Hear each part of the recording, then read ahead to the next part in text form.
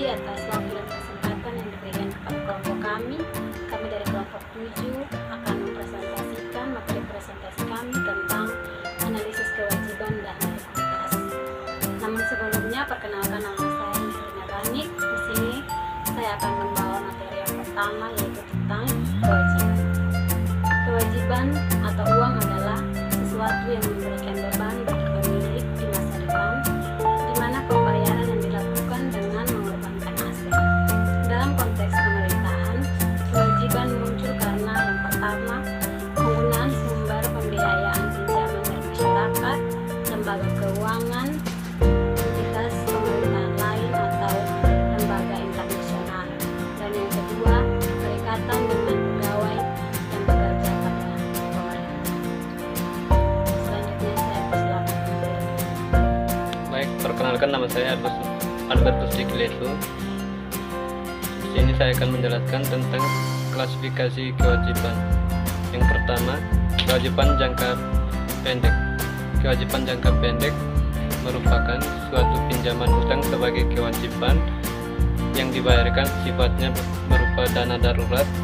Selain itu, hutang ini mempunyai jatuh tempo dalam kurun waktu 12 bulan. Contohnya, utang transfer pemerintah, utang pada pegawai, utang PFK, utang bunga, dan bagian utang jangka panjang.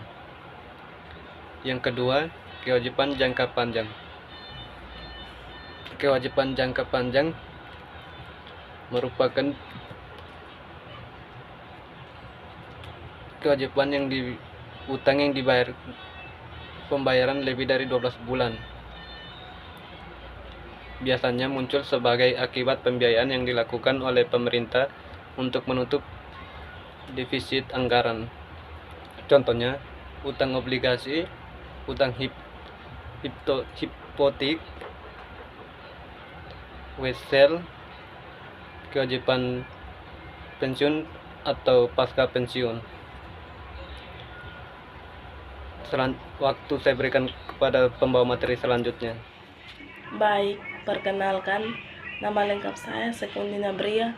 Di sini saya akan melanjutkan materi tentang pengakuan dan pengukuran kewajiban.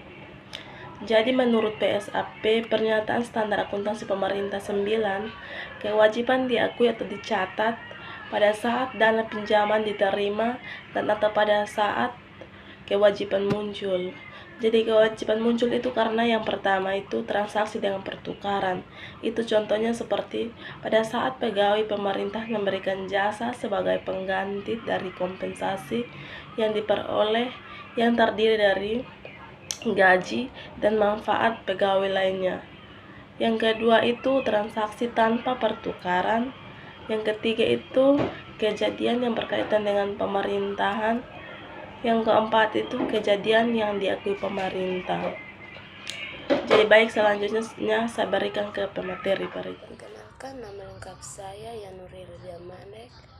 Saya akan menjelaskan kewajiban yang dimiliki pemerintah, baik jangka panjang maupun jangka pendek, harus disajikan dalam neraca sesuai dengan klasifikasinya. Kewajiban jangka panjang merupakan kewajiban yang diharapkan akan dibayar kembali atau jatuh tempo dalam waktu lebih dari 12 bulan setelah tanggal neraca.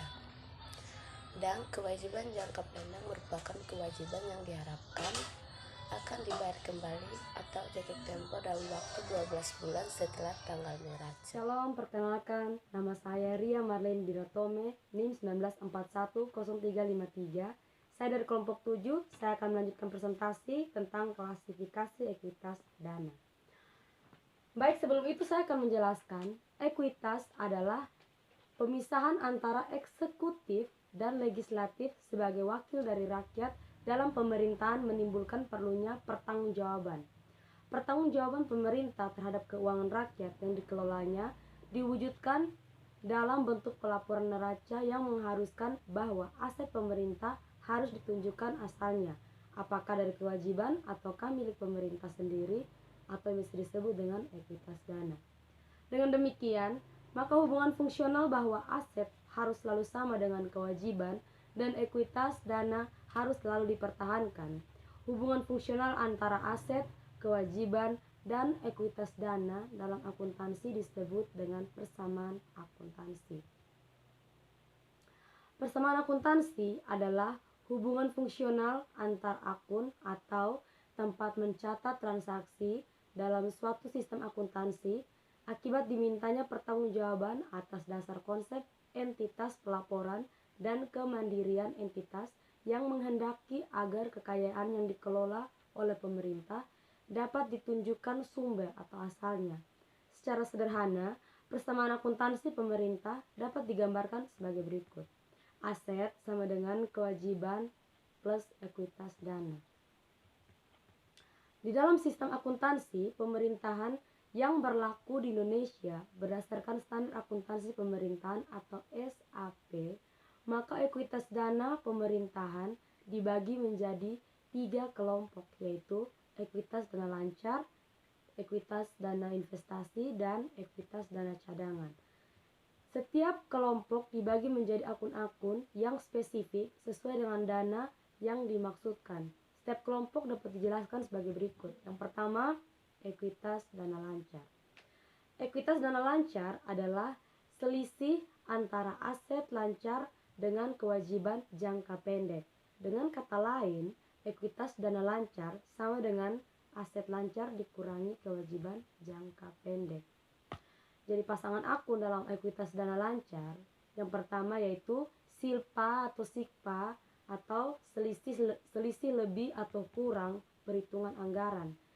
Pasangan akun dalam ekuitas dana lancarnya ialah kas di kas daerah, kas di bendahara pengeluaran, dan investasi jangka pendek. Yang berikut ialah pendapatan yang ditangguhkan. Pasangannya ialah kas di bendahara penerimaan. Yang berikut cadangan piutang. Pasangannya ialah piutang. Yang berikut cadangan persediaan. Pasangannya yaitu persediaan. Dan yang terakhir ialah dana yang harus disediakan untuk pembayaran hutang jangka pendek. Pasangannya ialah hutang jangka pendek. Yang kedua ialah ekuitas dana investasi. Ekuitas dana investasi mencerminkan kekayaan pemerintah yang tertanam dalam aset non-lancar selain dana cadangan dikurangi dengan kewajiban jangka panjang. Ekuitas dana investasi mencerminkan kekayaan bersih pemerintah daerah yang tertanam dalam kekayaan berjangka panjang. Penyajian ekuitas dana investasi di neraca dapat diperoleh dengan menjumlahkan investasi jangka panjang, aset tetap, aset lainnya dikurangi dengan jumlah dana yang harus disediakan untuk pembayaran hutang jangka panjang. Dan yang terakhir ialah ekuitas dana cadangan. Ekuitas dana cadangan mencerminkan kekayaan pemerintah yang dicadangkan untuk tujuan yang telah ditentukan sebelumnya sesuai peraturan perundang-undangan. Dengan kata lain, ekuitas dana cadangan mencerminkan kekayaan bersih pemerintah daerah yang tertanam dalam dana cadangan. Dengan demikian, jumlah yang disajikan di neraca adalah sebesar jumlah dana cadangan. Dana cadangan ini tersimpan di dalam rekening di bank yang diatur dengan peraturan daerah. Baik, sekian dari saya. Terima kasih.